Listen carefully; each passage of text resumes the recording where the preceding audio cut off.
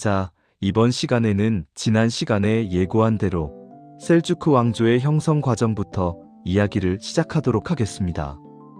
가즈나에서 가즈나조가 발생한 것과 비슷하게 호라산에서는 11세기에 셀주크조가 형성됐습니다. 이 왕조의 군주들은 자신의 혈통을 셀주크 투르크로부터 찾았습니다.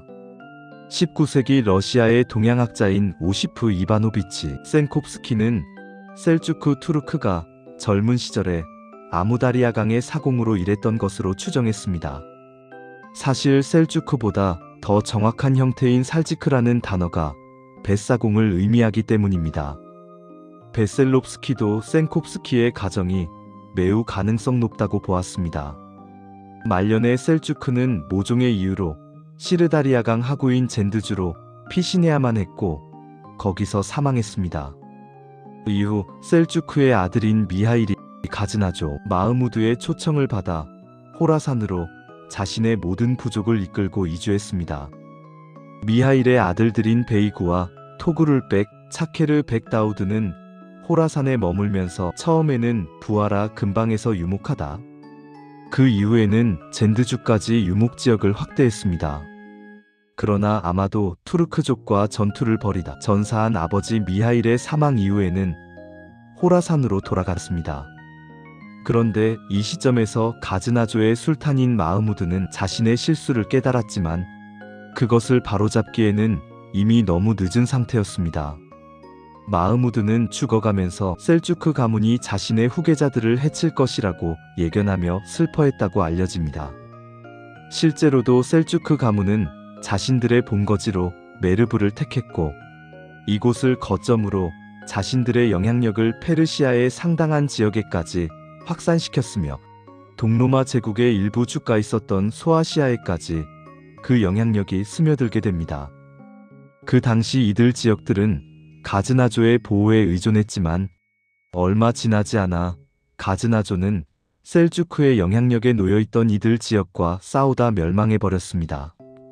앞선 영상에서 알려드린 것처럼 호레즘의 총독이었던 알툰타시의 아들인 가루는 아버지와는 달리 가즈나조로부터의 독립을 지향했고 이를 위해 셀주크 가문의 토그룰백과 다우드 및 베이구의 지원을 요청합니다.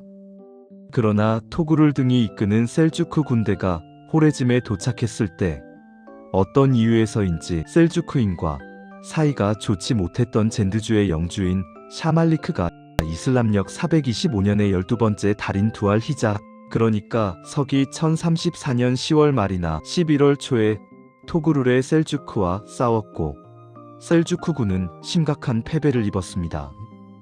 이슬람 역사가인 아라시르는 샤말리크가 호레즘주와 경계한 지역의 영주였다고 자신의 기록에서 전하고 있습니다. 반면에 또 다른 이슬람 역사가인 미르운드는 샤말리크가 당시 호레즘샤인 가룬의 군사지휘관이었다고 기록했는데 베셀롭스키는 이후에 나타나는 사건들의 경과를 보면 미르운드의 주장을 믿기 어렵다고 지적합니다. 어쨌든 아라시르와 미르운드가 기록한 바를 살펴보면 이러한 일이 발생한 원인을 호레즘의 군주였던 가룬의 책임으로 추정하기가 어렵습니다. 그 당시 가즈나로부터 독립을 꾀하던 가룬에게 그 어떤 동맹 세력도 모두 소중한 상황이었고 그에게는 셀주크 군대를 파멸시켜 얻을 수 있는 특별한 이득이랄 게 전혀 없었기 때문입니다. 여기서 제3의 이슬람 역사가인 아불파들 바이하키가 아라시르와 미르운드 같은 목격자들의 주장을 반박할 만한 무게감 있는 기록을 남겼습니다. 그는 호레즘의 가룬에게 샤말리크의 셀주크 공격에 관한 아무런 책임도 부여되지 않는다고 직설적으로 이야기했습니다.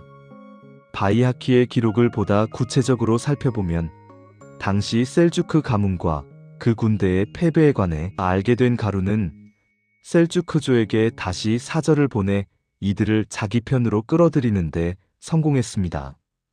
이와 동시에 가룬은 젠드의 샤말리크에게도 사절을 보냈는데 가룬의 사절은 그에게 대셀주크 동맹을 결성하자는 제안을 가지고 갔습니다.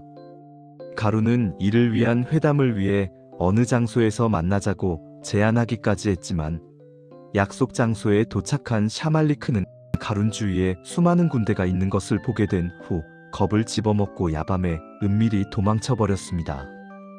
그 와중에 가룬은 셀주크인들에게 무기와 가축을 지원했고 그리하여 셀주크조의 군대는 곧바로 샤말리크로부터 입은 직전의 패배의 충격에서 벗어날 수 있었습니다.